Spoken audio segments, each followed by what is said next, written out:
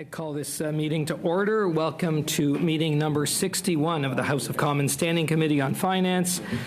Pursuant to the House Order of Reference adopted on Wednesday, June 22nd, 2022, the committee is meeting to discuss Bill C-228, an act to amend the Bankruptcy Insolvency Act, the Companies Creditors Arrangement Act, and the Pension Benefit Standards Act 1985. Today's meeting is taking place in a hybrid format pursuant to the House Order of June 23, 2022. Members are attending in person in the room and remotely using the Zoom application. I'd like to make a few comments for the benefit of the witnesses and members. Please wait until I recognize you by name before speaking. For those participating by video conference, click on the microphone icon to activate your mic, and please mute yourself when you are not speaking. Interpretation for those on Zoom, you have the choice at the bottom of your screen of either floor, English, or French. For those in the room, you can use the earpiece and select the desired channel. A reminder that all comments should be addressed through the chair. For members in the room, if you wish to speak, please raise your hand. For members on Zoom, please use the raise hand function. The clerk and I will manage the speaking order as best we can, and we appreciate your patience and understanding in this regard. Would now like to welcome for our first panel our witness that's before us, which is the author of C-228, MP Marilyn Gladu. Welcome, MP Gladu, to our committee. Merci beaucoup, Monsieur le Président. Thank you very much, Mr. Chair and members of the committee. It's a pleasure to be here with you today to speak to you of my bill on retirement pensions. There have been numerous efforts in the Senate, in almost all the parties in the House, to find a way to protect the pensions of those workers who work their whole lives, and then at the end of their careers, unfortunately, a company goes bankrupt and they don't get, in some cases, very much. Pennies on the dollar, sometimes no severance. And so I looked at all of the previous bills that had been brought forward and looked to the parts that people could agree on and cherry-picked all those parts and put them together in C-228. And then I added what I thought were my own brilliant ideas, and we'll talk about whether they are or not, and that's where this came from. So we know the history of all the many companies, Eaton, Sears, Nortel, Indilux, Grant Forest Products, and so many more that have gone bankrupt. Basically, there are a number of things that were brought forward in the House. I see my colleague Marilyn Gill is here at committee today, and she had a bill in the last Parliament that talked about making sure that pensions were paid out in priority before large creditors, and so that went to Indu Committee and was very thoroughly studied with a lot of witnesses. And we were in a position where, with some minor changes, that thing would pass, but there was an election called. So I'm glad to be able to incorporate her great ideas into this. There was a bill from Erin O'Toole, and one of the things that was a good feature in that bill was the tabling of a report on the solvency of funds to the House of Commons every year. This is not additional work. Currently, there is a report that is done on the solvency of federally regulated funds, but it goes to the Superintendent of Finance, and it's not clear what, if anything, is actually done to remediate these situations. So my bill will require the tabling of this in the House every year for greater transparency so we can see where the troubled funds are. And then it adds a mechanism to be able to transfer money into the pension fund without tax implication to fix the problem. We want to prevent any of these situations from happening. And then, in the case of bankruptcy, we would adopt a priority. Now, the Bankruptcy Insolvency Act is this document here, and it's quite thick. But for your benefit, I have provided a table that was prepared by the Library of Parliament that clearly shows the priority of where we're recommending pensions go. So it's after the Canada and Quebec pension plans, all the taxes that are payable, the employment insurance, suppliers' goods that were delivered shortly before the bankruptcy, and same for agriculture and agricultural products, unpaid salaries and allowances to $2,000 maximum, other salary contributions and the contributions to the pension plan, and costs incurred by a government to decontaminate land included in the bankrupt's assets. So then at that point, we would put in the pensions, and then after that would be secured claims, preferred claims, and unsecured claims.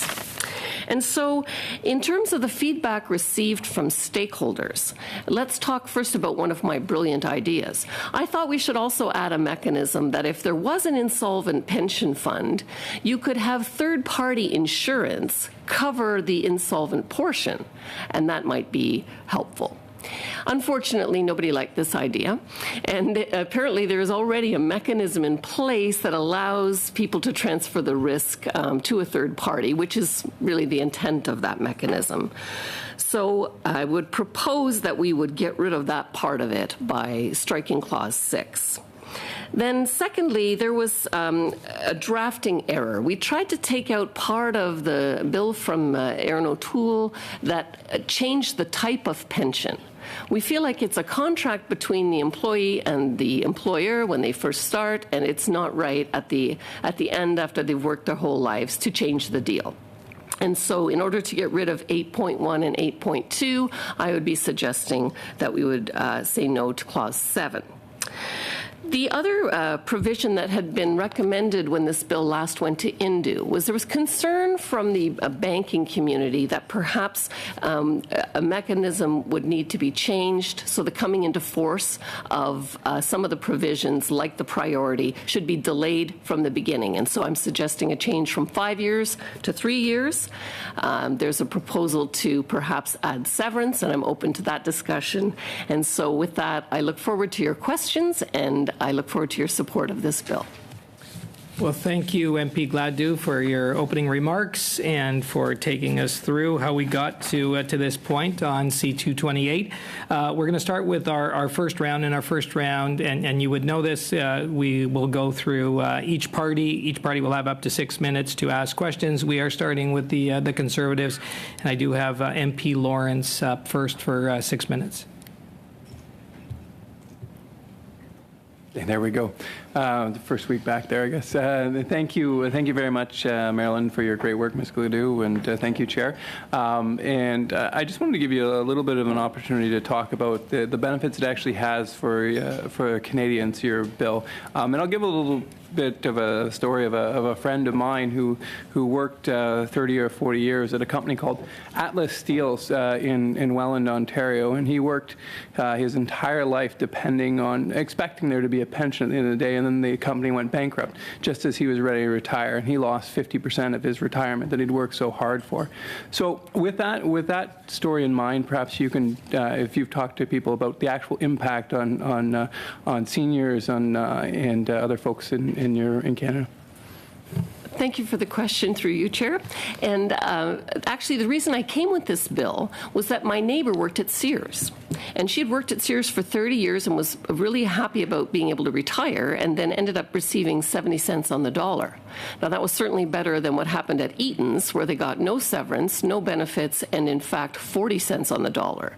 And in many cases, there's money paid out to the lawyers in the bankruptcy case, executive bonuses, many things that were paid out, but the workers who worked their whole lives have been left hanging out to dry. And so I think there is an intent everywhere to fix this, and we may not be able to do everything in this bill, but I think what's important is to get a bill passed that at least moves us in the direction of good. There may be chances to improve them in the future, but I really don't want to see us spin our wheels after 10 years of attempts to see this go. Thank you very much for that. And maybe I'll go into a little bit more of the substance of the Act from there. So, as I understand it, you can correct me if I'm wrong, the actual, a well-funded pension or any pension itself stands outside of the Bankruptcy Insolvency Act and is administered separately. It's only when companies fail to fund the pensions that your bill would step in and give the higher priority, right? And so for the folks who are at home, so they understand that as well, maybe you can talk a little bit about what that actually means. What's a higher priority in the bankruptcy process mean? So essentially, while companies are solvent and they're not going bankrupt, obviously they manage their own pension funds. Every year they do prepare a report on that to the superintendent of finance, but there is evidence, for example, in cases like Air Canada where the pension fund has been insolvent for almost 10 years, and so it's unclear, whether the remediation and encouragement to fix it is happening. Now, in the event of bankruptcy, of course, there's a judge that will oversee the case, and they will look at the assets of the company, and there is a prescribed order in the Bankruptcy Solvency Act, and that is the summary that you have, that makes sure that there are things that are paid out, that are going to be paid out before pensions and potentially severance. Sorry, so we want to bring some fairness to the workers, right, and not have them be at the back of the line. Literally, as an unsecured creditor, they're at the very bottom of the line when the assets of an insolvent company are handed out, and I think that's a very admirable objective. One of the criticisms that I'd like to give you a chance to address of your bill and of its predecessors is that if, in fact, we reduce this, or we bring up the super priority for workers, that it may make the company less attractive for investors or for lenders to borrow. Could you address that concern for the committee?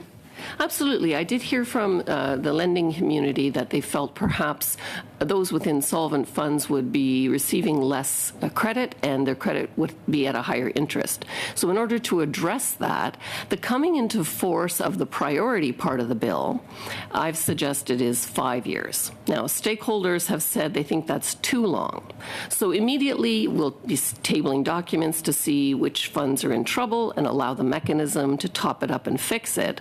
And then I would suggest in 3 years that the priority would go into effect. Essentially, if businesses can't get their house in order in 3 years, they actually are a larger business risk. And so as the free market goes, they would pay more interest and they would be allowed to have less credit.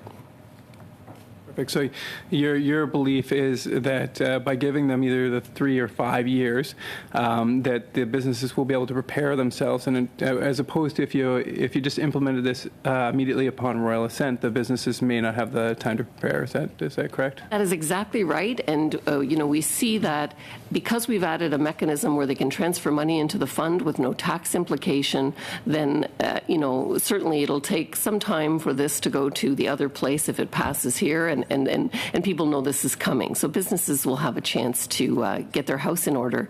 And I think if they can't do that in a number of years, then certainly they are going to be considered to be more risky. Thank you very much. About 20 seconds. Okay. I'll just spend the last 20 seconds. Thank you, Marilyn, for bringing this fabulous bill to the committee.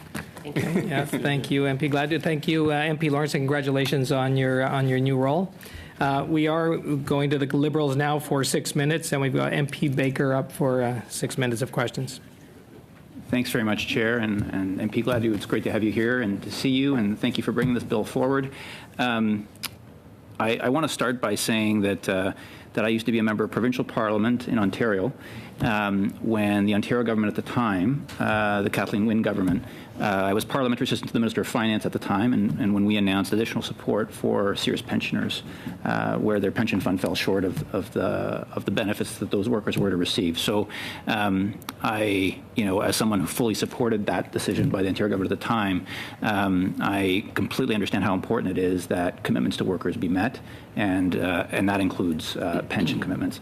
So just in that vein, we know about the Sears story. I certainly know intimately about the Sears story, but I was trying to do a little bit of research in advance of this hearing about how broad-based this problem is. Like, just for the folks watching at home who's trying to understand how significant this problem is, how widespread.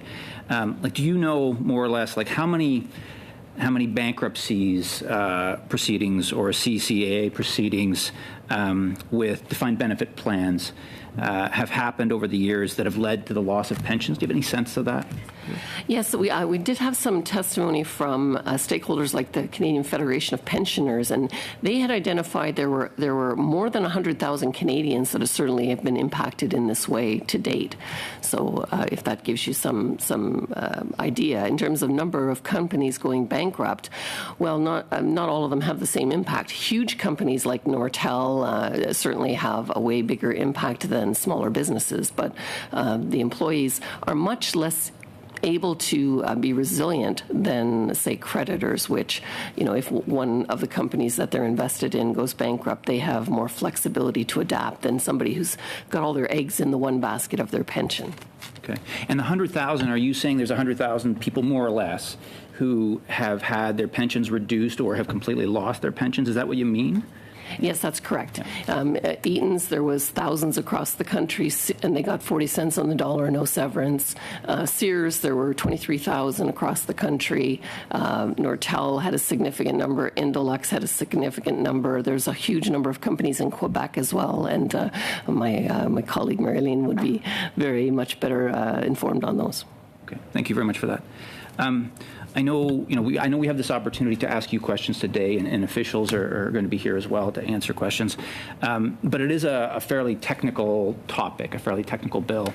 I'm wondering if, one of the things that I'm looking forward to, and I guess I'm asking you if you agree with this, is that it's important that we hear from witnesses outside of yourself and the officials from who are here with us today to make sure that we fully understand the bill, its implications, and to make sure it's serving pensioners in the way it should. Well, certainly, I think it's good to hear the voices from all camps. But what I would say is I would encourage the committee to look to the testimony from when Marilyn Gill's bill previously went to Indu, because they had a lot of witnesses from all of the different places. And then I would say that because there's been so many efforts, both on the Senate side and on this side, there's numerous documentations of people's various opinions on this. And I'm certain the department officials can give you some of that corporate history as well. We got elected in October of 2021 for this new session, and I've certainly been engaging with all the different parties and the stakeholders during that time. So I think there's been quite a bit of discussion, and I'd really like to see this get done in this session before an election is called, so that we can help those hardworking Canadians that work their whole lives and deserve their pensions. No, I appreciate that, and I appreciate the need to work quickly, and I agree with you on that. I guess what I'm asking is, I know that there's a number of witnesses who I'd look to hear from. I mean, you've spent a lot of time as the sponsor of this bill, as a drafter of this bill, and maybe Madame Gill as well. But I'm thinking about some of us who maybe aren't as close to the topic, and I'm thinking about some of the witnesses. I'm thinking about the Canadian Federation of Pensioners. I'm thinking of CARP. I think the Canadian Labour Congress. Folks who represent workers and pensioners. I guess. Are you supportive of us sort of hearing from those folks, making enough time to hear from those folks? Oh, absolutely. Indeed, the Canadian Federation of Pensioners and CARP were, I think, the top two on my list. So definitely on your page on that one. And the other thing I would say, I know the Finance Committee is very busy, and people send almost everything here, and you have pre-budget consultations and all kinds of things going on. You may want to, ask for briefs if people don't have time to appear. Okay. I guess I have about a minute left. Am I right, Chair? Okay. So I guess in terms of our, in the minute we have left, can you compare, I imagine that you've looked at how other countries, other jurisdictions handle this issue, and I'm just wondering if you can talk about whether you did look at that as part of your due diligence in preparing the bill, and to what extent how your bill, how we manage pensions in Canada currently compares to them, and then how we manage things in Canada today compares to what other countries do today. There are pension protections in other countries. One of the things that I would say is that if you think about severance, which is one of the things that we may want to add into this, the States has a severance guarantee up to $15,000. So they don't guarantee the full thing, but they guarantee it up to $15,000. Europe has a more generous program and a pension backstop that is reflective more of the Ontario regime scheme that you talked about, Ontario is one of the only provinces that actually does have a backstop in case a company goes bankrupt, so that the pensioners at least get, I believe, $1,500. Thank you, MP Baker. That's the time. We are moving to the block, and I have MP Sainte-Marie with us, and we also have joining us, of course, we've heard MP Gill, who had also had a similar private member's bill. So welcome, MP Sainte-Marie. The floor is yours for 6 minutes. Yes, thank you, Mr. Chair. Hello to all. Mr. Chair, I would like to inform you that I will be sharing my time with my colleague, Marilyn Gill. So we'll be covering 3 minutes each, trying to make it as fair as possible. First, I would like to welcome the newcomers to our Standing Committee on Finance among the Conservatives. So officially, welcome to Mr. Joshraj Alam, my colleague Alexis, who sat with you on the Immigration Committee, has said so many good things about you. He's made it clear that we can count on your good work here in this committee. Also, welcome back to Mr. Morantz, who was doing wonderful work in the Finance Committee in the past. We're so lucky to have you back among us, and we'll be able to count on your presence. Thank you. Ms. Gladue, thank you for being here, and thank you for your bill. We in Quebec often bring up how important it is to work across groups, all parties together in support of a common good. And I think it's in this spirit that you have decided to work up this private member's bill. And the way you're proceeding on this really does demonstrate that you wish to work in a cross-party manner. And I certainly hope that this brings about real change for Canadians. In your presentation, Ms. Gladue, you spoke of a neighbor, if I understood you correctly, who had worked for Sears, an employee at Sears, who lost their pension in a bankruptcy proceeding. So I would like to tell us how people like her would be affected if we do adopt this bill. Thank you very much for your question. Basically, she had to continue working another 5 years because she received only 70% of her retirement benefits. So this was really not very good, receiving such little pension at the end of a long career. I don't think that Sears is the worst of the gang either. Some people lost everything, their entire pensions as they had expected them, as well as severance pay. Thank you very much. And your bill, if we adopt it and had adopted it before this occurred to for your neighbor, would have kept her from working an extra 5 years. Am I right on that? Yes, absolutely, yes. Thank you, thank you. And I will let my colleague Marilyn pick up from here. Thank you, Mr. Chair, with your permission. Thank you, Ms. Gladue, for having brought forward her private member's bill, C-228. I think that my colleague has pointed out that it's very helpful to be able to discuss this sort of bill together across parties. This is working together indeed. It's an interesting way to proceed. And Ms. Gladue is already aware of this, Mr. Chair, that this bill is something that I care about a good deal. And by the way, this is something that the people in my riding called for. They asked us to work up a bill like this. This is in the prior parliament. That said, it's been a good 20 years that we in my neck of the woods have been talking about amending these acts. What's happening now in this legislation is that, from election to election, we wind up going back to the same witnesses. CARP, for example, supported the bill I put forward, and the Association of, Retired Canadians as well. At the second reading, we saw that in June 2021. Now, I hear us all here around the committee basically supporting this approach. I'm sure that we could move quickly. I hope we do without necessarily cutting corners. But indeed, there's a good deal of testimony already on this, and I would suggest that my colleagues refer to that. No bill is perfect, of course. I would like to see insurance covered in here as well, for example. Nevertheless, this is a good beginning, and Canadians will appreciate it. Imagine salaries, of course. Salaries, that's what a pension plan is. It's basically your salary that you're getting down the road. These are workers who decided to allow their employers to keep part of their salaries to set up their pension plan. They've been promised something, and they should receive it. I have a minute left, if I understand correctly, Mr. Chair. So I would now like to give my colleague a moment to respond. I think that Marlene has been very generous in the way she's worked up this project of hers, and I'd like to know what she thinks of insurance. Often, elderly people need medication, for example. What about insurance? Could that be covered in this bill? Yes, thank you very much, Mr. Chair. And Marlene as well, of course, through you.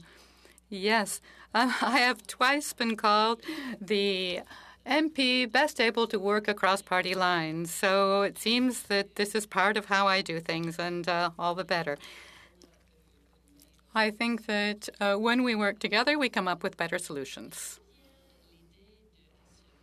I like the idea of addressing insurances, given that elders, more particularly them, do need medication and so on. That said, the federal government has not really rolled its sleeves up and solved these problems. Passports, for example. Do we want this federal government handling prescription medication? I don't think we do. Pension plans, though, well, my idea was that we could arrange for insurances to cover the pension benefits, for pension plans, but not necessarily for medication. It's difficult to foresee the cost of such programs, and there are many different programs, so it becomes complicated. Thank you. Thank you. Into that time, and now we're going to move to the NDP, and we've got MP Blakey for 6 minutes to finish this round. Let me begin by saying a warm thank you to Ms. Gladue as well as Ms. Gill for their work on this topic. The need to have these acts amended has been well known to all for some time now, and we haven't yet seen this picked up on. This is a legislative low point, and we need to solve for this. Tens of thousands of Canadians have lost either their entire pensions or a good proportion of them. I think this bill is really about recognizing that it's not just capital investment that deserves to be protected, but that when workers work for a company, they invest their time, their talent, their skill, and they do that on a contractual basis with certain kinds of return that are supposed to be there for them. That's not just their wages. It's other things, including their pension. But I think of what workers pay into the Canada Pension Plan, into employment insurance, and they pay that sometimes, if they're fortunate to be in a workplace, or not fortunate, but in a workplace where people have put in the time and the effort to unionize and to negotiate pension plans for themselves and their fellow workers. And they also deserve to see that return on investment that was a matter of contract. And I think it's a sad reflection on Canada that at the moment our laws don't guarantee that return on investment, even as people who are already fortunate enough to have the money to put up for the success of certain kinds of companies do get that protection. So we know we can protect these investments. We know that through good law, we can make good on the return on investment. What we need to recognize is that capital investment is not the only kind of investment that people make in order to see companies succeed, and we need to protect that return for workers just as much or more than we do for shareholders and investors. And that, to me, is what this project is about. It's why I was proud to represent a bill that an NEP colleague of mine, Scott Duval, had done a lot of work on in the 42nd Parliament and the 43rd Parliament.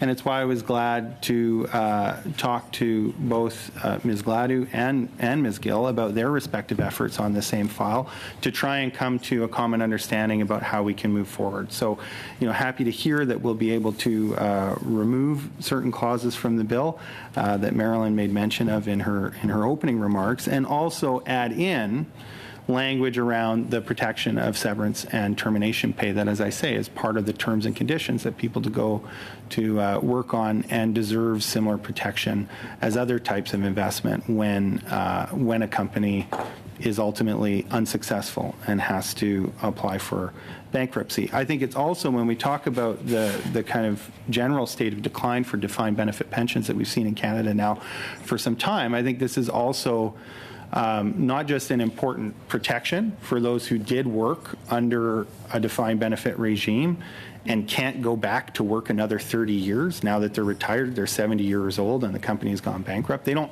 have that option. They don't have a diversified portfolio in the way that Ms. Gladue was talking about earlier. But it's also an important part of the strategy to protect defined benefit plans that do exist, because we've seen in the case of companies like Stelco, for instance, where these loopholes in Canadian bankruptcy law are used as part of a divestment strategy to be able to relieve the company of its obligations under its defined benefit pension plan. I'm talking there about companies where we've seen a Canadian subsidiary declare bankruptcy. They give everyone a haircut on their pension. It's actually their American counterpart that then takes over the company. They then do likewise. The Canadian subsidiary steps back in, and every time workers are getting dinged on their pension. It's the same company. It's ultimately the same set of shareholders that are the beneficiaries of these moves, and it's the same workers that continue to see a decline in their pension. And so I think this is not just important from the point of view of trying to protect the value of defined benefit plans that are already there. It's also part of when we talk about potential risks to the culture of defined benefit plans. Well, I hate to say it, I've been part of a political movement fighting against it, but the fact is the trend line has been downward for defined benefit pension plans. And one of the ways that companies that have already adopted that strategy for independent reasons have executed the strategy has been through the deficiencies of our bankruptcy law. And that's why it's so important to protect it. And it's why I see this as part of pushing back against that movement over time of companies divesting of their defined benefit pension obligations. So I just want to turn the floor over to you, Marilyn, with the little time that I have remaining to talk about termination and severance pay and the importance of protecting that as part of the package that workers go to work for every day. Thank you. Thank you so much, Chair, and thank you to MP Blakey for all his work and for bringing forward the bill that Scott Duval had previously brought. As he said, these are deferred wages. There is a contract that you enter into, and you pay into your pension fund. You pay in. You've got severance terms that are all agreed, and then at the end of the day, when the company goes bankrupt, in many cases, executives got their bonuses, and lawyers got paid, and it was billions. But then people didn't get their severance. So I'm absolutely supportive of putting that in here. I think it's important. And I think that we want to make sure that the workers do get the wages. We talked to many of the stakeholders in the labor movement, like the Canadian Labour Congress and others, that are happy with the bill with the amendments that we've talked about. Thank you, MP Blakey, MP Gladue. A lot of work has been put in to get us to this point here with C-228. We are going to move to our second round. We only have time for this round with MP Gladue for questions. I thought we'd get into a third round, so I'll just take this opportunity to also just congratulate and welcome MP Halan, MP Morantz, and of course MP Chambers, your staple here, and MP Lawrence. I had already said it. So in our second round, we are starting with the Conservatives, and we've got MP Chambers up for 5 minutes. Thank you very much, Mr. Chair. Firstly, congratulations, Ms. Gladue, on having this bill brought before the committee, and for all those other members who've worked on this over the years. We've heard some questions about potential, say, unintended consequences, but the truth is there's been a version of this bill debated in various parliaments over the last, say, 10 years, and in fact, studies been done in the last parliament and industry committee. Do you think that, say, some of the concerns have been addressed previously that we could rely on in this parliament? Yes, thank you for the question. And absolutely, I would say a number of things. First of all, by having a different coming into force, by giving businesses a number of years to get their fiscal house in order with respect to the solvency of their funds, I think that's an important change. I would also highlight that this bill covers federally regulated pensions. So just FYI, that's 9% of pension funds in Canada. So it's not the everything I wanted to do, but many times the provinces follow suit. And to MP Blakey's point, the number of people doing a defined benefit pension, that pool is shrinking. And so I think all of those things will move us in the direction of good. And that's why it's so important to get this bill over the line. If we want to do future improvements and future things, then I think that's great for another day, but really this is the moment and we need to seize it. Thank you. You have talked about some of the maybe egregious examples previously, and two come to mind in the recent time. One would be the Sears bankruptcy proceedings, and the other one being Nortel. And the interesting case about Nortel is the pensioners took a significant reduction in benefits before finding out that the intellectual property at Nortel was worth some $9 billion. The primary beneficiary of the found IP value happened to be those individuals who advised the company in the form of legal fees, accountants. Those fees increased. Bills were well over $1 billion. To professionals that work in the industry. That example is one of the real reasons why people are frustrated with the current rules as they exist. Is that true? Absolutely, that is true. And there are more than just the Nortel case where billions of dollars were paid out to others, but the pensioners were left on the hook. And as I said previously, larger companies have a greater ability to absorb a loss from one investment that they have, whereas pensioners are counting on this for their golden years, and they don't really have the ability to recover. Mr. Chair, since it's Ms. Gill's bill, I'll yield the floor to her if she has a couple questions, if that's okay with the committee. Madame Gill, got about a minute and a half. Thank you. That's most courteous of you.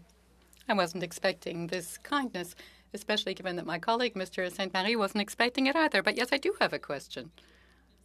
Not exactly what we were speaking of, but nevertheless very relevant. Over the last studies of similar bills, which are sort of stereotypes, let's say, of there we heard the stereotypes of arguments to the effect that banks wouldn't be able to handle this, that companies wouldn't be able to manage it either, banks wouldn't lend as easily.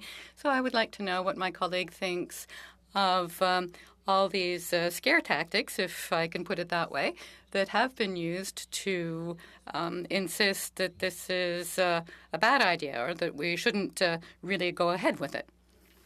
Thank you very much, Mr. Chair. It is true. I don't think it's as bad as the banks have made out. 3 or 5 years down the road, companies should be in a position to have brought their pension plans back on track. And if they haven't, then perhaps they do represent a real risk. And I think that's a free market. You're very quick on your feet there, MP Gill, and just got it going right away. So we are moving over to the Liberals, and I've got P.S. Fillmore is up for 5 minutes. Thanks very much, Chair, and thank you, MP Gladue, for your work on this. Some of the energy was being expended, I think, on trying to make the case that changes are needed. I don't think that energy is needed to be expended there. I think everyone around the table is likely in agreement that there need to be improved protections for pensioners. And in fact, the government has made a number of changes and would be supportive of the right changes that are contained in your bill, I think, with some adjustment. Just a quick question, though, before I go on. The stakeholders you heard from that felt the 3-year coming into a force was okay, which stakeholders were they? So the Canadian Federation of Pensioners and CARP, the NDP, the Bloc, all felt that 5 years was too long to allow, and that 3 years would be adequate. Okay, thank you for the concise answer.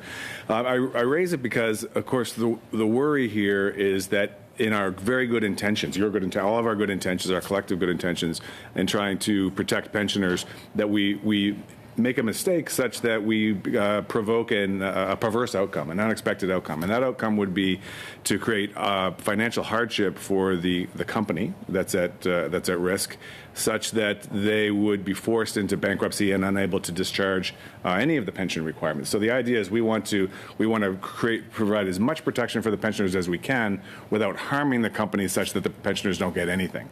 And one of the things that we've heard from that our department and finance has heard from external stakeholders is that 3 years would be I heard one person use the word catastrophic, but it would have the impact of forcing creditors to call loans. It could also have the impact of having companies switch out of defined benefits and into defined contribution plans. And I know that the NDP is tied very closely to the unions in the country, and the unions, of course, are very interested in defined benefits. So that this is a serious consideration. But the change we would like to make then to your bill is to move from 3 to 5. To be frank, 10 would be ideal. That would give lots of runway for companies to restructure and maximize the opportunity for pensioners to receive the equity that they put into the company for so long. And the second amendment would be to agree with you to move the priority of the pensioners up a few notches up the food chain, just below secured creditors. So above unsecured creditors, but below secured creditors. With those changes, I think we could support your private members' bill. And I think that we could perhaps convince members of the committee of those changes if we were able to hear the full slate of witnesses that's already been published for Wednesday, which includes the Association of Canadian Pension Management, you've mentioned them, the CARP, Canadian Chamber of Commerce, the Canadian Federation of Pensioners, United Steelworkers. These are folks that have gone to trouble already to prepare a presentation, and I think it's incumbent on the committee in a democratic process to hear from all the stakeholders, not just some. So anything in there that you'd like to respond to if there's any time left? Sure. Well, first let me say that I certainly wouldn't support extending this to a 10-year frame, and I do think even 5 years is a bit long.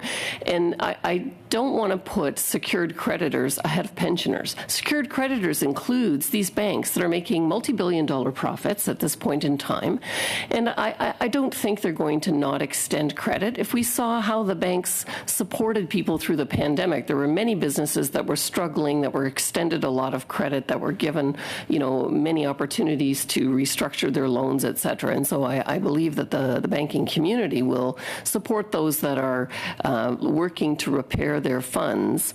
But at the same time, I definitely would not support moving the secured creditors ahead of pensioners. Pensioners are suffering. Hundreds of thousands of Canadians have lost what was due them, and I think now is the time to act. 1 minute. Thank you. The Department of Finance and the Department of Innovation and Science have heard from external stakeholders that, including banks, but including other organizations such as the ones scheduled to come Wednesday, that putting the pensioners ahead of the secured creditors will in fact cause a rush to the doors for everyone to get out of defined benefit plans, and a recall of loans, and a downgrading of eligibility for lending from lending institutions. It would have this is the perverse outcome that we want to be so careful about not provoking, again, in our collective good intention of doing better. So I hope by hearing from some of these other witnesses on Wednesday, we can shed a little bit more light on the importance of that change. Very short answer, please. Well, certainly there have been 10 years of bills and many, many witnesses speaking on this issue, and it's clear that there is not agreement from those two camps, but it's a balancing act. And how do we, who are elected to protect Canadians, do a better job for them? That would be my advice. Thank you, P.S. Fillmore. And now moving to the block, MP Samari for 2.5 minutes. Oui, merci, monsieur. Yes, thank you, Mr. Chair. Ms. Gladue, following up on Mr. Fillmore's questions, could you explain again when a company goes bankrupt, declares bankruptcy, given your bill, what the order of claims would be and where the pension benefits would be? I imagine that they wouldn't be one of the first claimants, but it would come in later, just to allow the company to be able to reorganize its funds if needed, to get new funds, to organize access to new funds if it needs to. So perhaps that could be helpful if you just finish up on Mr. Fillmore's line of thinking. Say it in English because there's a lot of financial terms that I probably can't say in French. So basically the order of operation is all of the taxes that are due, all of the pension plan funds that are due, the employment insurance program funds, and then for suppliers, they're able to repossess their unpaid goods that were delivered within 30 days of the bankruptcy. This is a great protection for small businesses, essentially. Value of unpaid agricultural and aquaculture products delivered 15 days prior to the bankruptcy. Again, farmers and small businesses will be advantaged there. And then the value of unpaid salaries and allowances up to a maximum of $2,000 per employee. In some of the bankruptcy cases that we've seen, people did not receive their wages. There were people that had worked, had hours banked, and they were not receiving any money for that. Then there's making sure that people's contributions to their pension plans are in. We can't have them receiving it if they haven't actually donated everything they were supposed to donate. And then there is one cost incurred by a government to decontaminate land, and that's so that we don't have companies walking away from contamination issues. Then we would put the pensions in place, and my suggestion would be that severance would go either after that, or that we would somehow make sure that the severances we're talking about don't include large executive bonuses, which could be a huge amount of money. And then it will be secured claims, preferred claims, and unsecured claims. That's the recommendation in the bill. That's certainly what was at INDU previously with Marilyn Gill's bill that was considered to be excellent, and if there was a mechanism to allow people to get their fund in order, that everyone was happy to support. Merci, and thank you, MP Samari. And now moving to the NDP, MP Blakey for 2.5 minutes. Thank you very much. Parliamentary Secretary Fillmore talked a little bit about some of the kind of perverse outcomes or unintended consequences that you can sometimes get by passing legislation. But it seems to me that we've had a perverse outcome for a long time now, which is that there's a fair bit of cross-party agreement that something wrong is happening in the case of bankruptcies where workers are losing their pension. And the failure to get a working coalition, if you'll excuse the term here in Parliament, to get legislation passed has meant that wrong has persisted.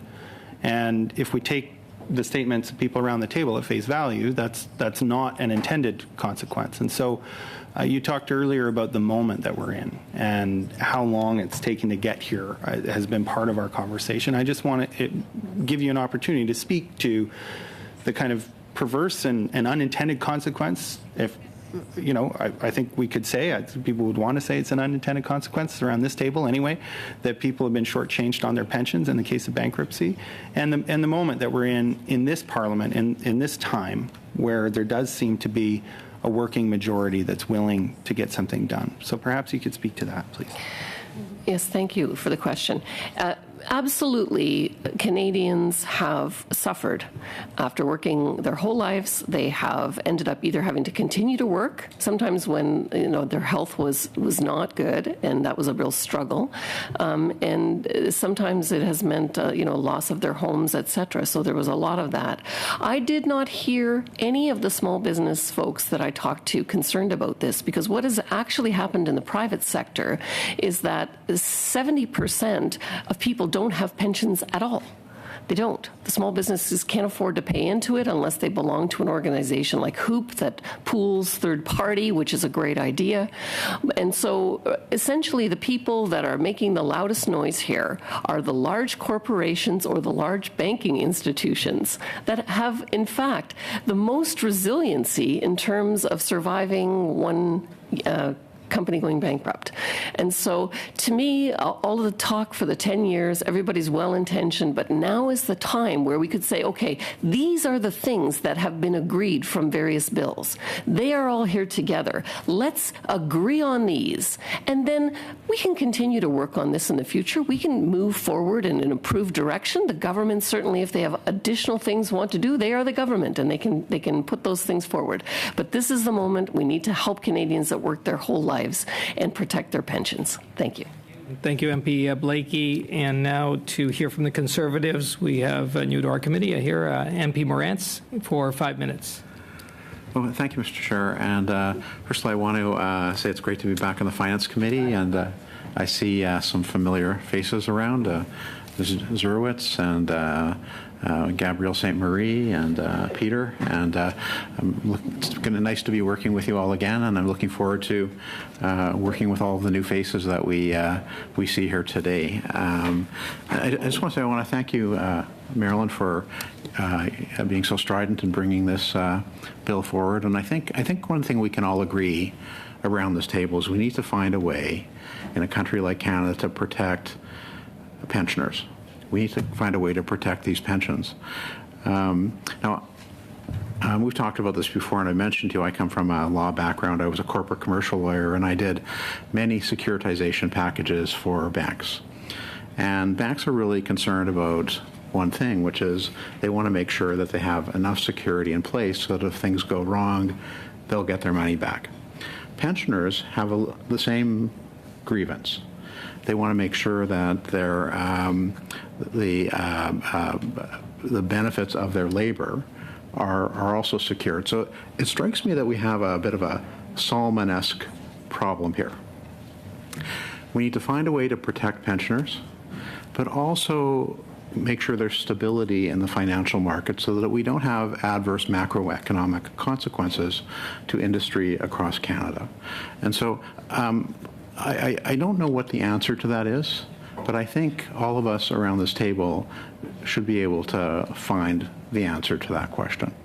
I do have some concerns about the idea of if you were just to simply put pensioners pensions ahead of secured creditors, what impact that might have on the lending community.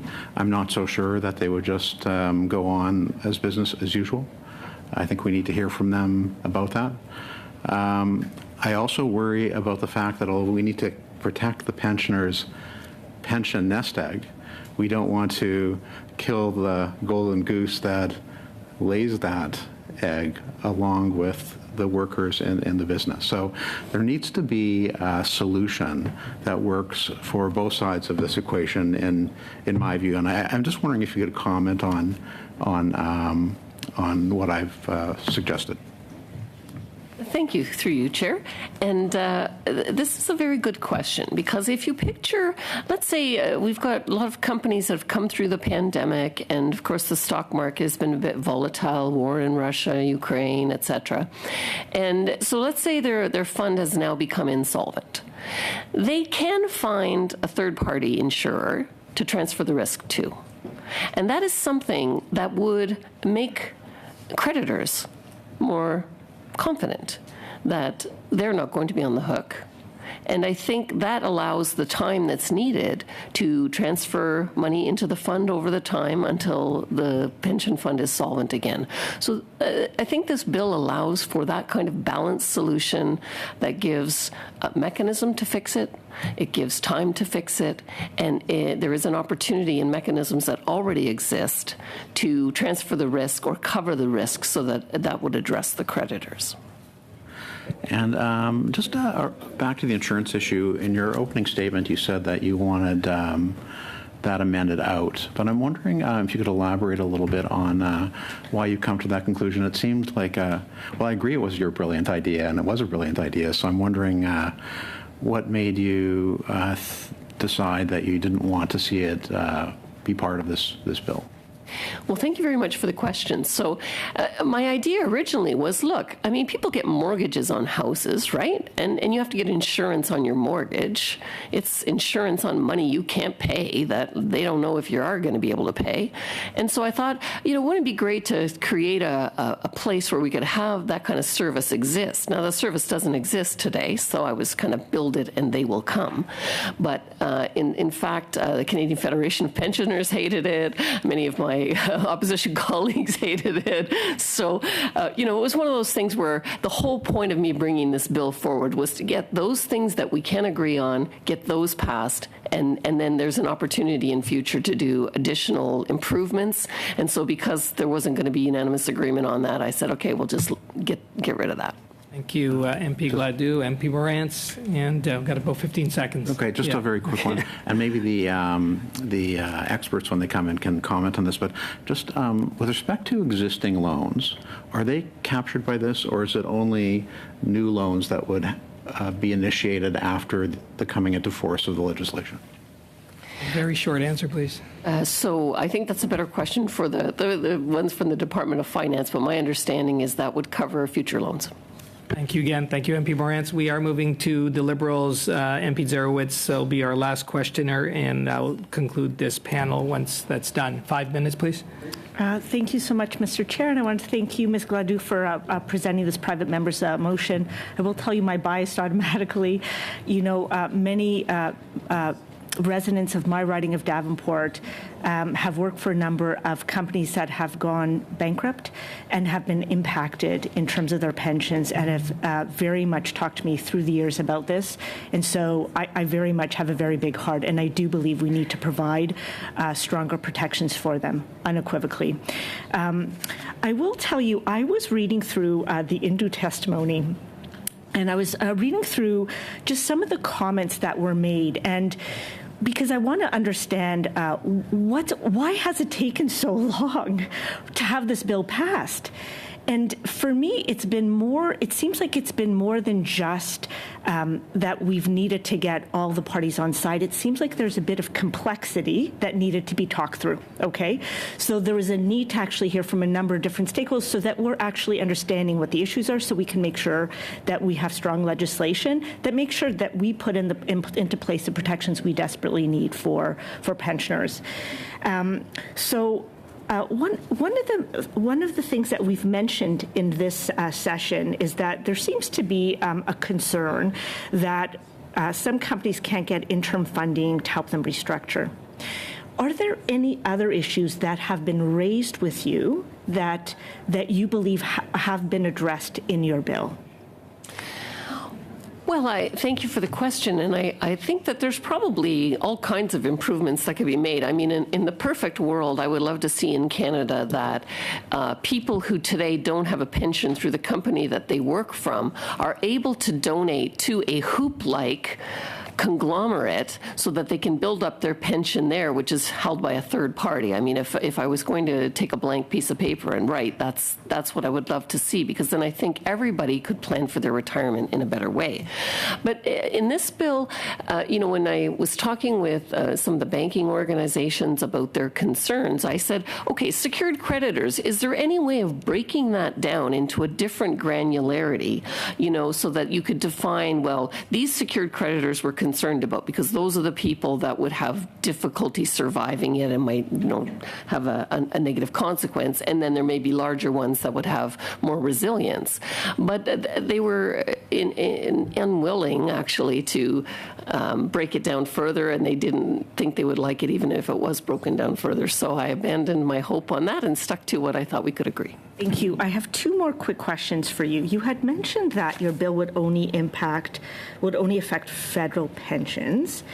And so I guess my question to you is part of the reason you're proposing this bill because you believe that provinces are not serious enough about reducing their pension deficits? That's an excellent question. Ontario is the only province that actually backstops the pension so that if a company goes bankrupt, people will still get something. And so there is more work to do. But what happens many times is that when federal regulations are put in place, the provinces sometimes follow suit. So my hope would be that they would see that, we're not going to have disastrous circumstances, that we have struck the balance that's needed, and they would follow suit and implement those in the provincially regulated pension funds. And then my last question to you is, to what extent would providing greater protections to unfunded pension liabilities in insolvency proceedings improve the recovery of amounts owed to members of unfunded or underfunded pension plans? Is there still a portion of their pension despite the proposed changes? So is it still possible that despite the changes you have put into your private members bill, and if we pass it, there's still a chance for them to lose a portion of their pension in spite of the proposed changes you've proposed? Yeah, another good question. So we're getting the report on whether or not the pension fund is solvent. And those things can go up and down, especially depending on what they're invested in. And so let's say they report it and they've used the mechanism to transfer money in and they fix the pension fund, but then one of their investments goes a bit south at the time of the bankruptcy. There is a potential that could have an impact, but it would not be anywhere near the magnitude of the kinds of 50 cents on the dollar, 40 cents on a dollar impacts that we have seen in the past. Okay. Thank you so much, Ms. Gladue. Mr. Chair, I could go on forever if you'd like. Right. Oh, you're right on. Listen, you got 3 seconds, so right on time. MP Zarowitz, you've got a good internal clock. So thank you very much, MP Gladue, for answering all those questions for your private members bill, for C-228. We are going to, at this end, thank you for your testimony. We are going to suspend at this time as we bring in our second panel. We just want to thank MP Gladue for all her hard work. Thank you.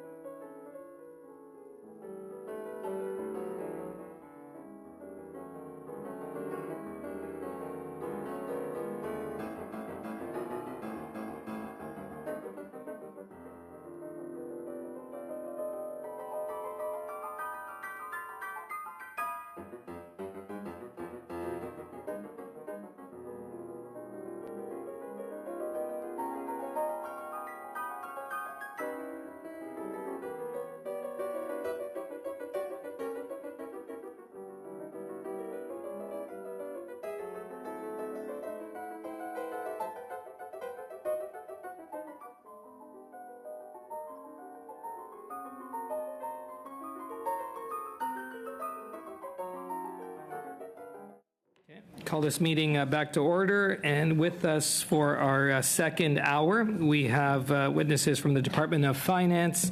With us, we have Kathleen Rye, Director of Pensions Policy Financial Sector Policy Branch. Also, we have Mr. Neil McKinnon, Senior Advisor, Financial Sector Policy Branch. And from the Department of Industry, Mark Sean, Senior Assistant Deputy Minister, Strategy and Innovation Policy Sector, and Mr. Paul Morrison, Manager of Corporate Insolvency and Competition Directorate. And so we do have clerk.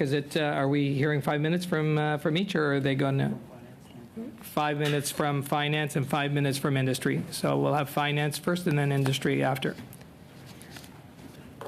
Thank you very much, Mr. Chair. I think my colleague, Mark Sean, was going to start us off.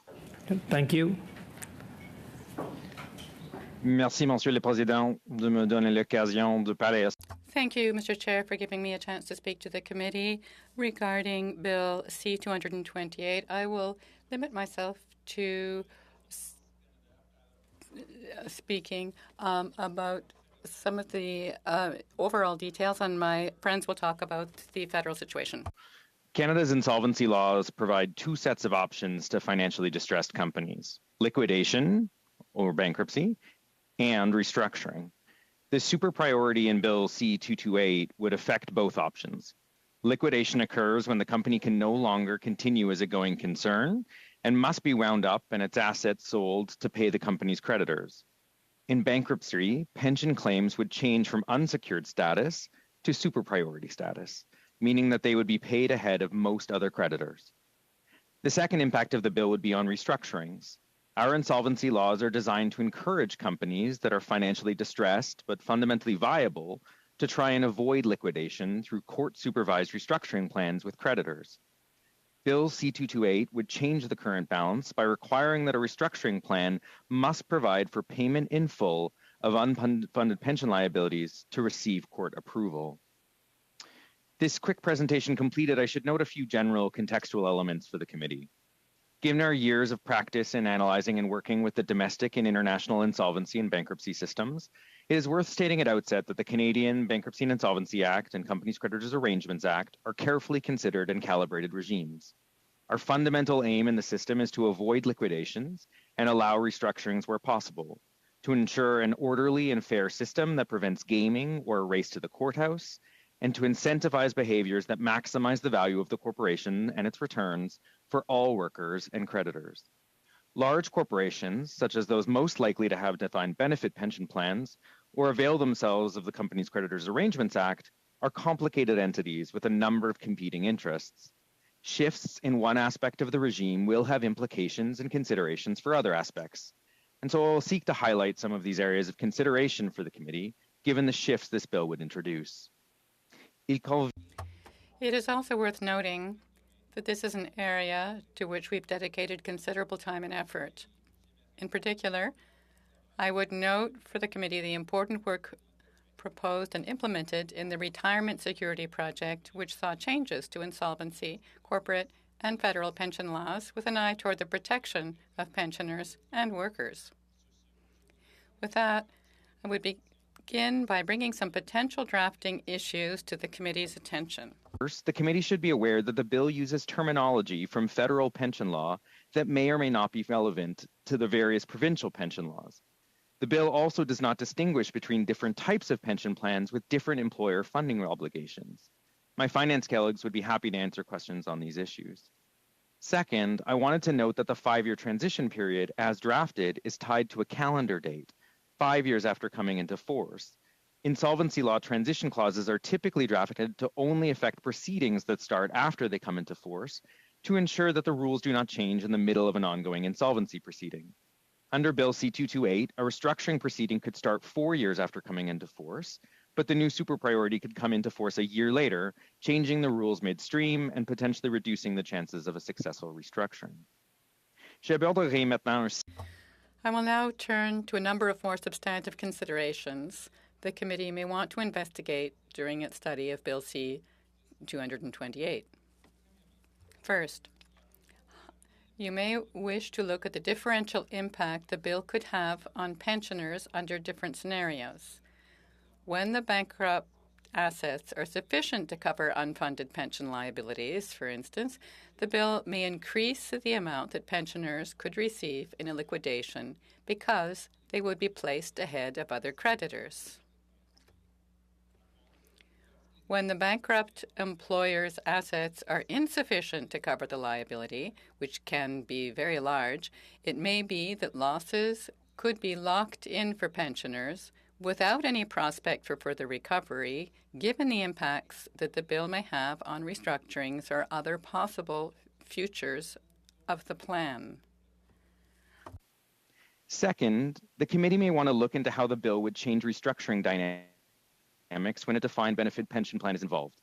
We are all familiar with examples of insolvencies that resulted in pensioners not receiving their full benefits. On the other hand, there are also many examples of restructurings under current law where the pension plan was successfully preserved, along with the employer and ongoing jobs, such as Air Canada, Stelco, and Abitibi-Bowater. New super priorities could, for example, shift the behaviors of players in the insolvency system. With a new possibility that a secured creditor may be at risk of not receiving full payment, given a pension deficit, that creditor may have a strong incentive to choose to race to the bank to call their loan, or similarly take steps to maximize their return in advance of an insolvency. It is possible that a change in the incentives in restructuring could trigger more insolvencies and even minimize the outcomes for pensioners when insolvency is triggered. The committee may want to speak to the creditor community to assess their views about the impact of this bill. Similarly, the committee may want to consider the impact the bill could have on the availability of interim financing. That is, the special insolvency loans that insolvent companies must acquire to cover the restructuring costs. Thank you. Merci. Yeah, we've gone over our time. We are going to hear from Finance now for up to 5 minutes, please. Thank you.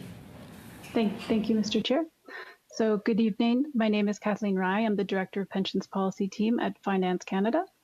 And I'm here today to answer your questions about Private Members Bill C-228, but I would also like to take this opportunity to provide you with a bit of context on the funding requirements in federal pension legislation, which is the Pension Benefit Standards Act, or PBSA for short, and how the legislation works to protect the pension benefits of defined benefit plan members and retirees.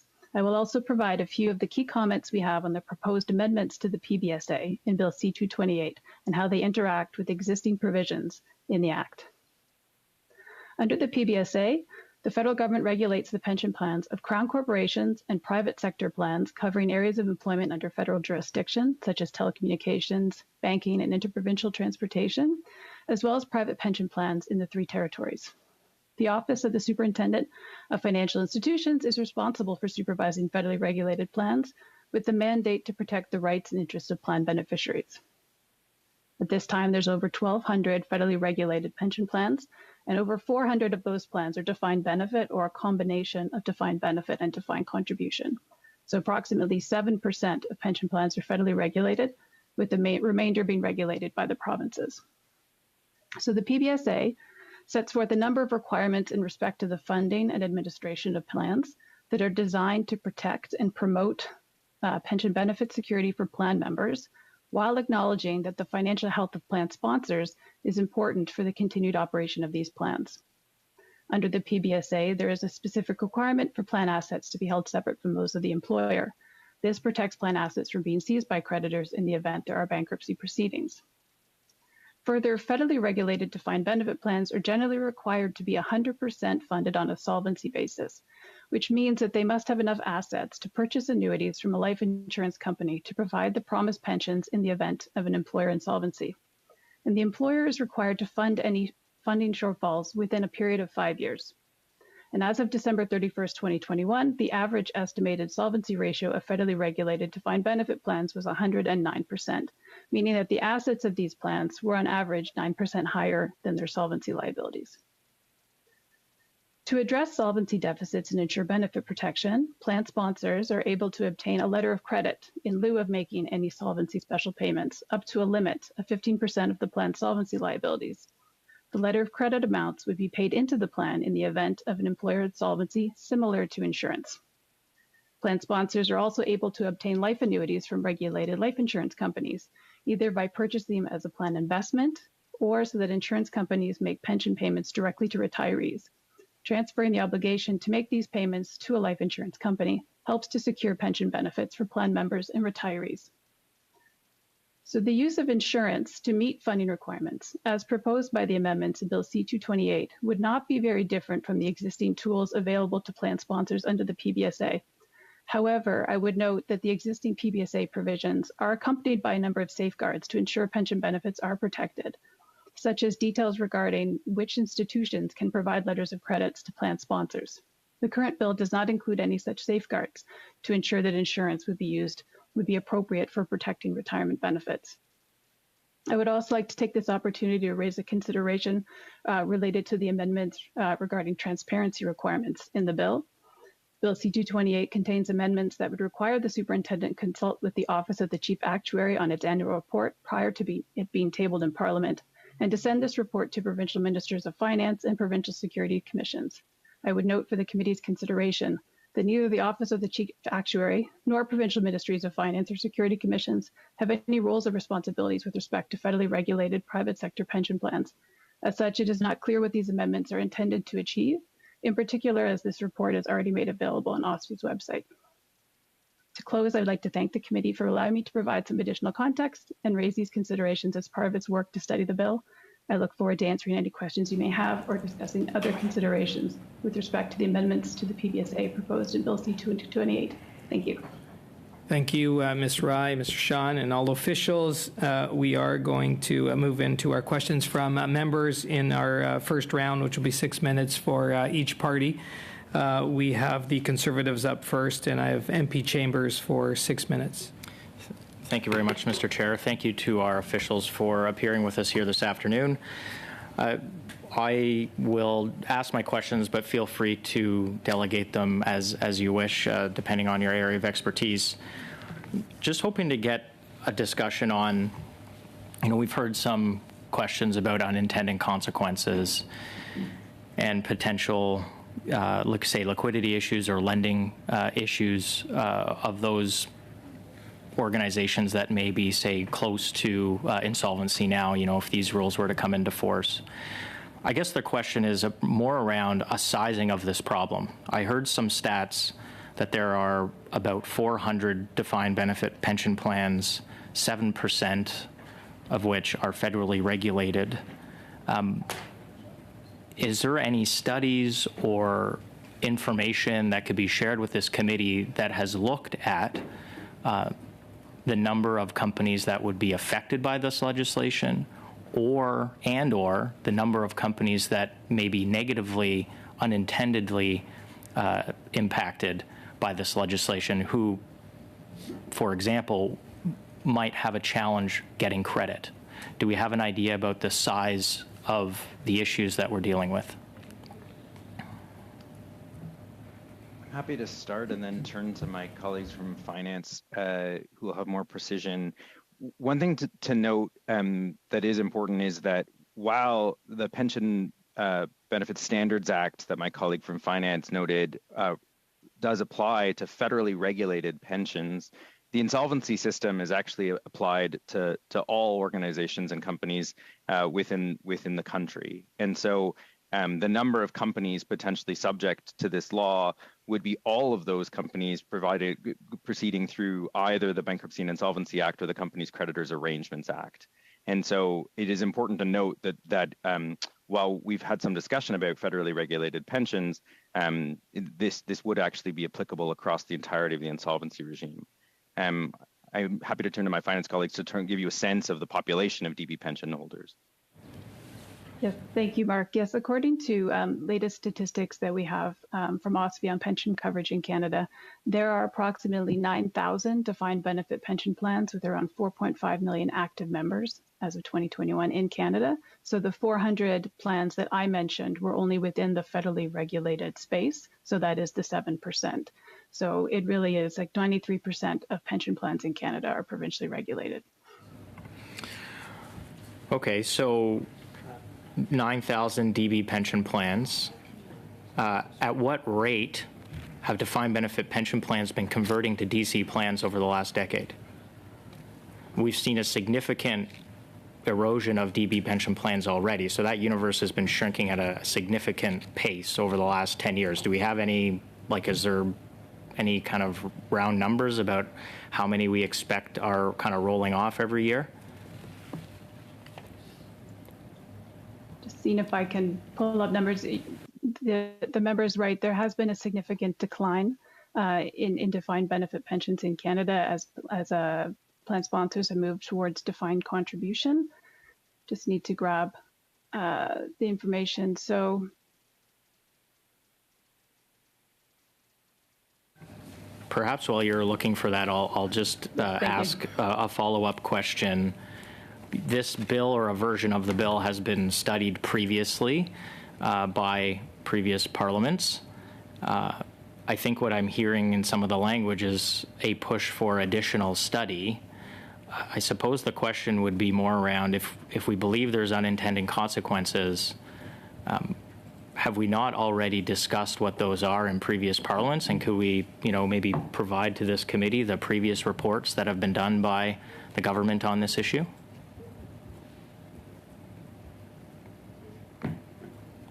So I obviously can't speak to the specific process that you might want to adopt as a committee. I would say that the issues related to the structuring context and insolvency law in Canada continue to evolve, and obviously have evolved as a function of additional changes that have been made, for instance, by the government itself. So, there have been subsequent changes to both the Bankruptcy and Insolvency Act, the Companies Creditors Arrangements Act, as well as to corporate and pensions law. It's also worth noting that a key factor that plays into this overall discussion is actually pension solvency requirements by pension regulators. My colleague from Finance was able to identify the pension solvency regulations at the federal level, but it's worth noting that there is extremely different deviations from that norm at provincial funding requirements, and that is an important kind of shifting landscape that is an important part of the overall considerations for this bill, noting in a number of cases that provinces actually have no requirement for solvency funding of pensions on a wind-up. Thank you very much. Perhaps in my last 30 seconds, I'd just make the point that I'm highly sympathetic to those individuals who have some concerns about unintended consequences for people maybe pushed into bankruptcy. The issue, I think, is the government has had this legislation since June. We've looked at this legislation previously. I have yet to hear or see any amendments brought forward on behalf of the government to improve the bill. I think we all recognize and can read the room. The bill has cross-party support, at least on this side of the table, and so it would be incumbent upon the government to introduce amendments that it feels that it could live with in this piece of legislation, and has had a significant amount of time to generate this over the last 10 years, as various versions of this bill have been before various parliaments. Thank you, Mr. Chair. Thank you, MP Chambers. And now to hear from the Liberals, we have MP Zerowitz for 6 minutes. Thank you so much, Mr. Chair. And I want to say, I think Mr. Chambers stole all of my question notes. I literally think he took the direction of every single one of my questions. Anyways, I want to start off just by thanking our officials for being here today. Thank you for your extraordinary work. I know this is not an uncomplicated matter, and so really appreciate all your hard work on this. As mentioned by my colleague, I think there's a very strong desire and very strong need to be desire to strengthen protections for pensioners. And I personally suspect that the reason it's taken this long is that it is actually highly complicated. So on the one hand, you want to provide the room for companies who are in financial difficulty to restructure and get back on their feet, while at no point in any way threatening the 100% of the pensioner's pension. And so what I'd like to do just very quickly, and I think I just want to make sure it's clear on the record, because Ms. Gladue had indicated that that this bill would only affect federal pensions. But what I heard from Mr. Shan is that it would actually impact companies right across the country. So it would be applicable to all kind of companies across the country. Can you please verify that, please?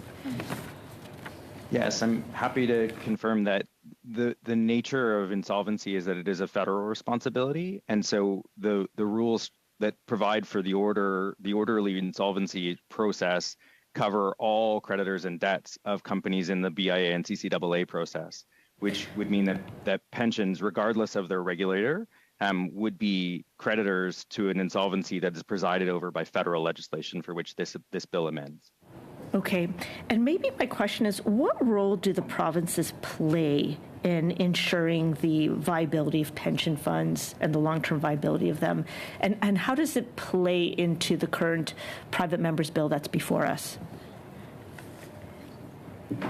I'm happy to start, and then my colleague from finance can weigh in. But as I already noted, pension solvency requirements do vary enormously province by province, which sets the degree to which a company is actually required to be holding assets in trust for the purposes of their pensioners.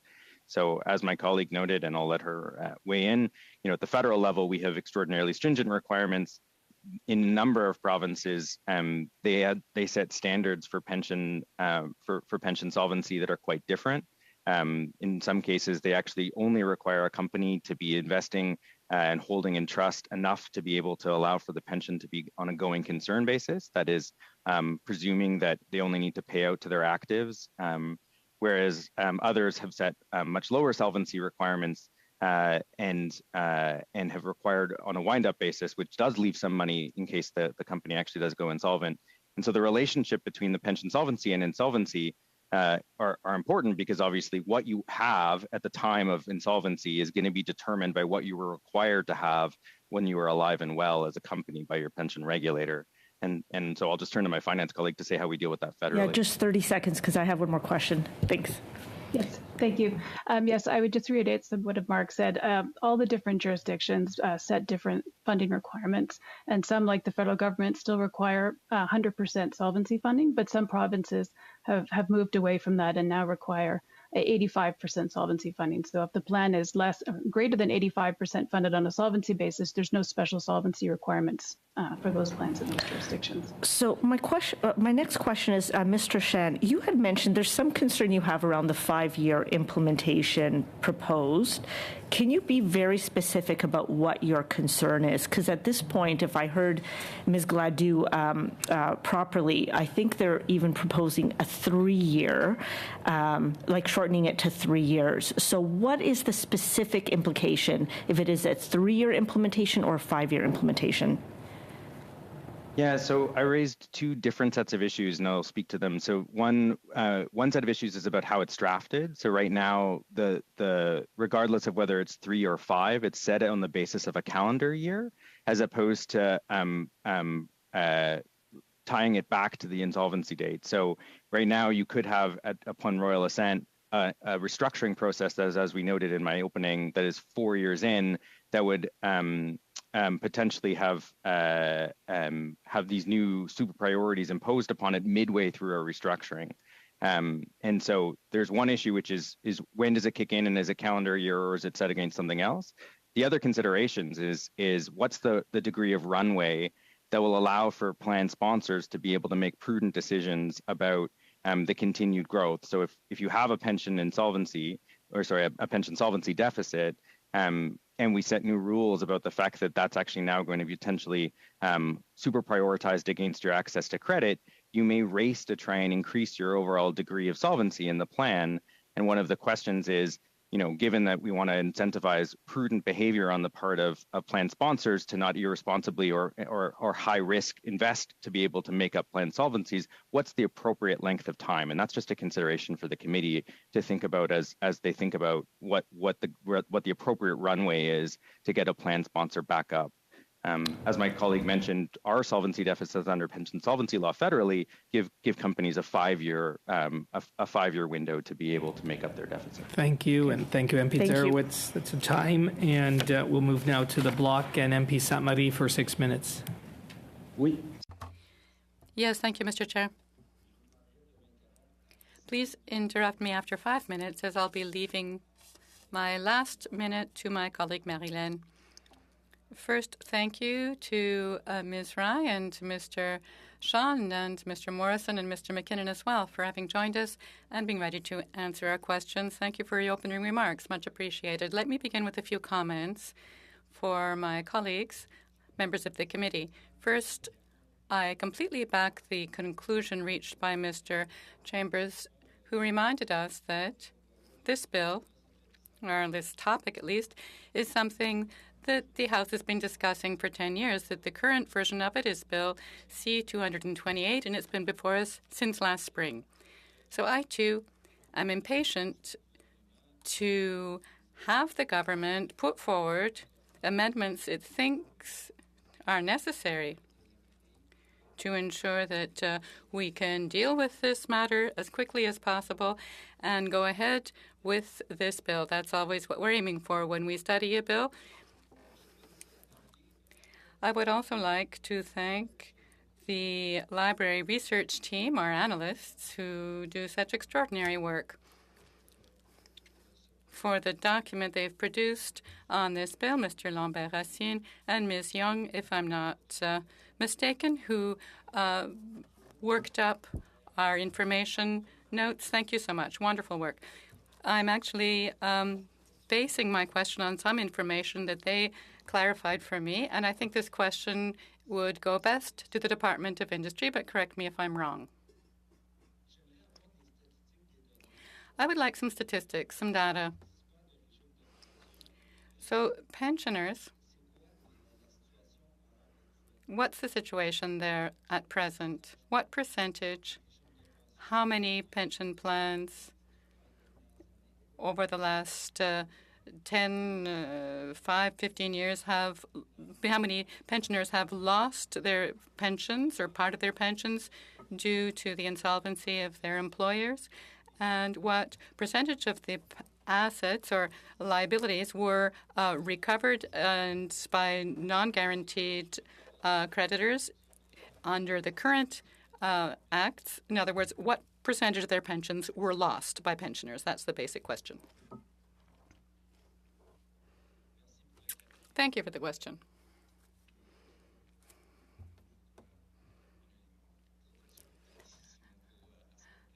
And I'm sorry, I just want to make sure that I'm hearing myself, not hearing myself in French here. So, from 2009 to 2022,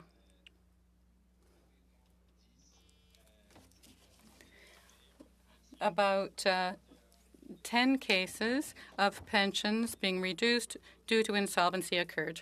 Creditors Arrangements Act proceedings, and so bankruptcy and insolvency proceedings would be a different manner. So I can speak to 10 where there was reductions, but I would also speak to a number where actually the restructuring was successful. So this would range from Nortel Networks, where depending on the province that you lived in, because of some of the particularities of provincial legislation, Ontario pensioners received 90% of their overall pension obligations and 82% of payments in other provinces. Fraser payments, there was a difference between the salaried pension payout and the hourly pension payout. The hourly pension payout went somewhere between 56 and 64%. Salaried pension was between 65 and 69. I would note Wabash Mines pensions were reduced by an estimated 8%. Pensions were reduced by 20 to 30% in Le Groupe Capital Media. But then I would also note a number of successful restructurings. So Air Canada in 2004, where pensions were made whole and continued on within the ongoing operations of the successful restructuring. Abitibi Ballwater in 2002, Can West, Hollinger, U.S. Steel, Algoma. All of these situations where essentially the pension obligations were preserved and the pension was allowed to continue with the going concern company. So it's important to look on both sides of the restructuring as to what kind of, and then just to bring it back to the other point, you'd have to also look at what the solvency requirements were of the province or the regulator of the pensions in question, because those actually are obviously material as to what sort of reductions one might see in a restructuring. Merci, MP Sam. Thank you. And we'll go over to your colleague, MP Gill. Merci, Monsieur le Président. Thank you, Mr. Chair. I, too, would like to thank our witnesses for sharing their knowledge with us and their experience as well, so that we'll be in a better position to make informed decisions. You mentioned the concern of companies when it comes to risk, and if we adopt this bill, and the complexity of this matter as well. I hope that the members of this committee won't take this to be a good argument to sit on their hands and not take action, though. As my colleague, Mr. Sainte-Marie, has said, and several have said already, that we've been discussing this for a good decade. So I don't think it would be a surprise to businesses and companies that a bill of this nature be adopted at some point. Now, much is said then of risk, complexity, and fear or concern on the part of companies. But let me remind us that this is about citizens. Citizens are willing to take the risk, who understand that this is a complex matter. They're ready to take the risk, though, to undertake a new approach and see what comes of it. So I hope that we will go ahead quickly and adopt a consensus bill. Thank you.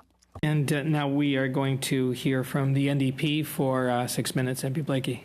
Well, thank you very much, and thank you to the officials for their testimony and contributions in trying to help us understand what's at stake in the bill. I guess, obviously the question is risk, but we're talking about institutions that deal in risk for a living, and we're talking about what is very likely a very small percentage within their own portfolio. So we've heard different numbers kind of mentioned around the table, but the one that for me is really important is the fact that less than 30% of Canadian workers right now work in a workplace with a pension. So we're already talking about over 70% of the market essentially for sure not applying, because those are Canadians that unfortunately don't have the benefit of a good pension plan in their workplace.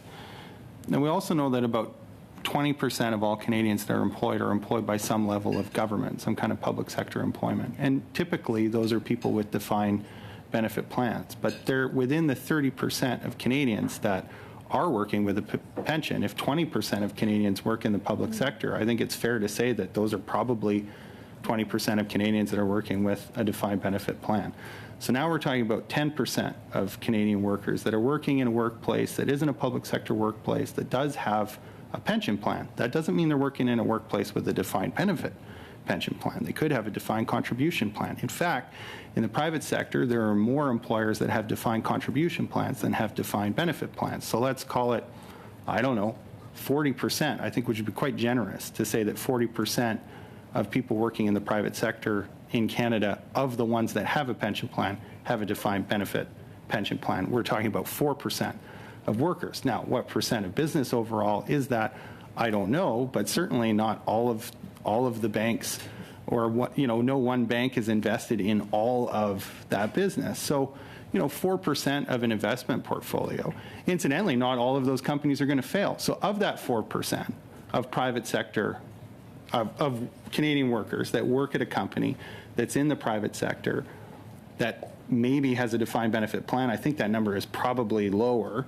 Of that, how many of those Canadians are going to be at a company that actually fails? Well, it's going to be a far lower number. So I think we're getting well into the territory of margin of error, as far as I'm concerned, for large financial institutions that fund businesses for a living and that have experience picking winners. I don't think Canada's financial institutions go out and give loans to people that they think are going to fail. And by and large, Canadian businesses do succeed. So we're talking about a very small portion of private sector workplaces with defined benefit plans whose businesses fail. Then let's take a look at some of the cases where we've seen extraordinary failure. Department officials mentioned Air Canada in 2004. Well, guess who was there to backstop Air Canada in 2004? It's no great secret that usually when Air Canada screws up, there's a lot of public money that goes into backing Air Canada. Let's not kid ourselves around this table. We all know it to be true. And so, who gets taken care of in that? Well, also true, the financial institutions get taken care of because the government steps in order to have their back. When is another case that Canada's major financial institutions were exposed to incredible risk? 2008, when we had a global recession. Did they get hung out to dry? No. Who stepped in to have their back? Again, The federal government stepped in to have their back to make sure they were doing okay. In 2020, when the world economy shut down, did the banks shut down? Did they lose their shirt? No, because the federal government stepped in with taxpayer money to make sure that the big banks and insurance companies were doing just fine. Thank you very much. In fact, they made record profit. That's why we've had to call for an extraordinary pandemic dividend in order to get some of that public money back, because not only were they not losing their shirt, but they were making record profits. So I find it really hard to hear some kind of violin song play for Canada's largest financial institutions around this table, that somehow we're talking about risk that's going to bring them down because we want to do something for the person who worked at Sears for 30 years, and paid into a pension plan. It wasn't a gimme. It wasn't a Christmas present. It was something they went to work for, and when that gets cut, that's their rent, that's their groceries, that's their ability to have a nice outing with their partner in their golden years that gets taken away. So I'm not trying to minimize the importance of conversations about risk, but we're talking about people that do risk professionally for a living and get a lot of help from around these tables when things go wrong for them. This is one time that we can do something for people who never get that help. Certainly don't get it often enough.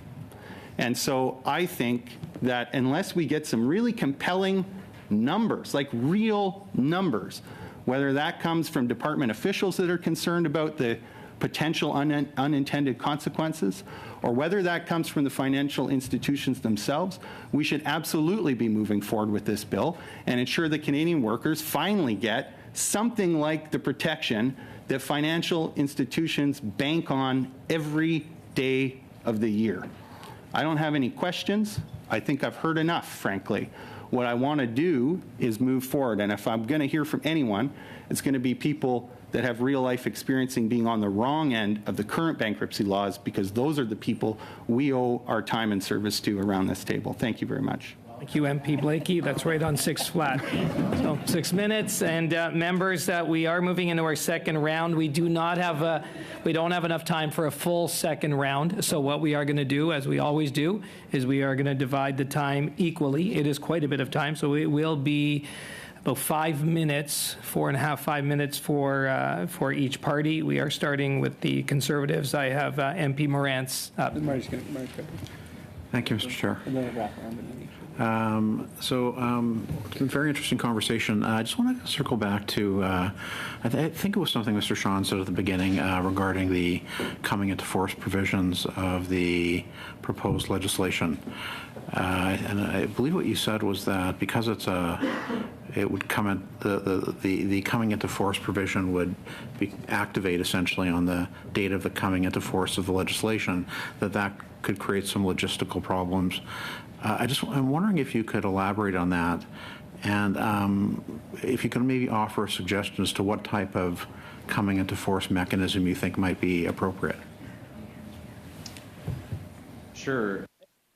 The coming into force transition clause that's more typical to insolvency law only affects proceedings that start after the coming into force date, to ensure that rules don't change in the middle of an ongoing insolvency proceeding.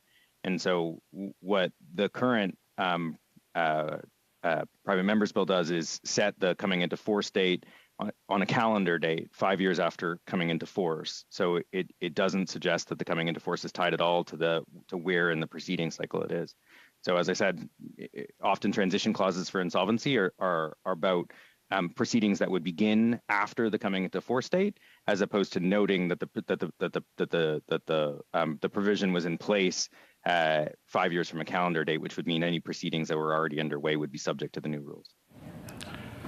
Okay, so I'm just trying to get this clear in my mind. So the act comes into force, and a financial institution and the company that has conduct of the federally regulated pension plan have, say, 5 years to make sure that the pension plan is fully funded in order for it to gain its priority over a secured creditor.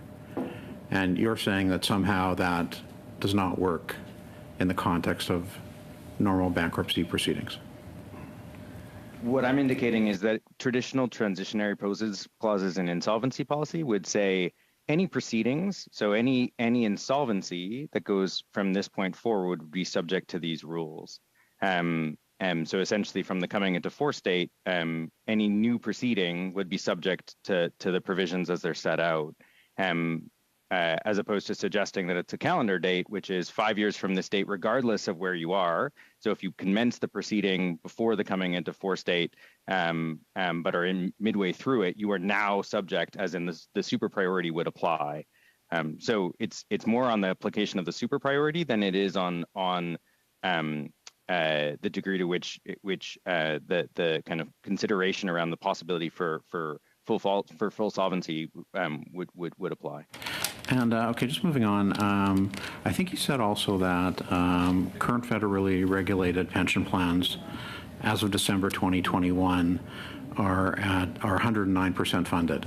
I just want to get some clarity on that. I think that might have been Ms. Rye who said that. That's an average. So are there any underfunded federally regulated pension plans currently? Yes, there are plans which are funded under 100%. So yeah, it is the estimated average solvency ratio for all federally regulated DB plans is 109%. Sorry, how many federally regulated pension funds are currently underfunded? Sorry, I will have to pull that information up quickly as well. I have a lot of things open with numbers to answer questions. One moment. But with respect to the ones that, could you provide that information in writing? How many federally regulated pension funds are currently underfunded? Because I recognize 109% as an average, so maybe some are 130%, some are 90%. I don't know. So it'd be interesting I can give it to you in writing, or there's a chart that OSFI has on their website that we can provide to the committee. Okay, appreciate your providing that information. Now, I want to get something else clear in my mind. Let's say, for example, that a bank has an existing loan with a federally regulated business that has a federally regulated pension plan. If this act were to come into force, would that loan that was advanced before the act coming into force, and would that company be under the rules that the C228 would then be that would have then come into force? A short final answer, please. If that company enters into either a restructuring and insolvency policy, regardless of whether it's federally or provincially regulated, it will be subject to the rules of 228. Thank you, MP Morantz. And now we'll hear from the Liberals. I've got MP Baker for 5 minutes. Thanks very much, Chair, and thank you to our officials for joining us here today. I asked a question of MP Gladue when she was presenting to us, and I want to ask this question to you. I think this is a question to the folks, to our representative from industry, but if anyone else wants to answer, that's fine. My question is how many bankruptcies or CCAA proceedings with defined benefit plans have happened over the years that have led to the loss of pensions? Yeah, I cited under the Companies Creditors Arrangements Act. I don't have those that would be under the BIA, but the CCAA is by and large where most of them would have occurred. And from 2009 to 2022, there were 10 insolvencies, 10 restructurings that resulted in pension reductions. Okay. And any idea how many people were impacted by that? Like how many pensioners? Roughly 50,000 pensioners were 50,000. Okay. And why are there deficits in defined benefit pension plans? Go ahead. Like me to take that, Mark? Yeah. Yes. In general, there can be deficits for plans for a variety of reasons. It's not necessarily that employers are not putting funding into them. Solvency is highly dependent on interest rates and discount rates because you're discounting, the future pension liabilities as if you had to pay them out immediately. So the very low long-term interest rate environment has caused the liabilities of pension plans to be quite large, which is also why our plans are now 109% funded because of the reversal in interest rates over the last year and a half. And also investment returns. Right now I think plans are probably taking a bit of a beating on the markets, but that's being weighed out by changes in interest rates. So it's predominantly market returns and changes into the discount rate that they have to use for their liabilities that can cause plan deficits. Like, in other words, what I hear you saying is that when interest rates are low, the expected return over time on the money that's being invested today is lower than it would be if interest rates were higher, and therefore companies have to put in more money now to make sure that the money's there to pay the pensioners what they're eligible for in the future. Is that accurate? It's a little Jack, bit just really quickly, MP Baker, I've just been informed that we do have to end actually a hard stop at 5:45. I just was informed of this. So another 30 seconds, and then I'm going to the block, and then NDP for 2 minutes, 2 minutes. Thanks. Okay.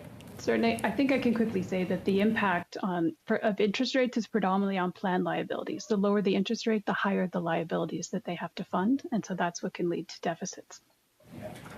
So is it fair to say that companies simply aren't putting enough money aside, though? Like, whether there's high interest rates or low interest rates, ultimately, the company's got to make sure that there's enough money there for it for there not to be a deficit. They do, and pension standards legislation sets minimum requirements for what those payments should be. And so when there's a deficit under our legislation, we provide 5 years to make those payments so that a large deficit that emerges if interest rates go down, for example, does not. Thank you. And now we're going to go to the block. MP Samari for 2 minutes, and then to the NDP for 2 minutes. Yes, thank you, Mr. Chair. Of course, we would like to adopt Mr. Chambers' motion at the end of this committee. Let me be brief. What I would like to do is just what Mr. Morantz asked for. Pick up on that. Data for the number of pension plans which are insolvent, which are unfunded. And perhaps Ms. Rai or Mr. Shan could answer my very last question here. If a bill such as Bill C-228, which of course might be slightly amended, is adopted, do you think that companies will fund their pension plans more fully?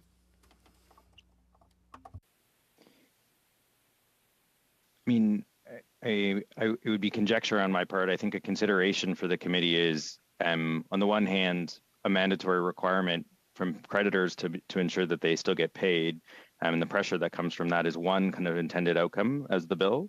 The other is that the company never actually gets to that because a consideration is that lenders decide to call their loans early and decide to plunge the company into insolvency before there's actually a chance to be able to make up that gap. Merci. MP. Here, this will be our final questioner, MP Blakey for 2+ minutes. Thank you, Mr. Chair. I'd just like to move that at our next meeting, we take an hour with witnesses and then begin clause by clause in the second hour of the meeting. Reason for that, we've heard some who would like to hear more on this. We've also heard that this issue has been well studied by Parliament over a number of parliaments now. So I'm offering what I hope is a compromise that allows to hear a few more voices on the bill, but also allows us to proceed quickly with passage of the bill. So if there's no further debate, I'd be happy to proceed to a vote on it. I do see a hand up. Pichatel.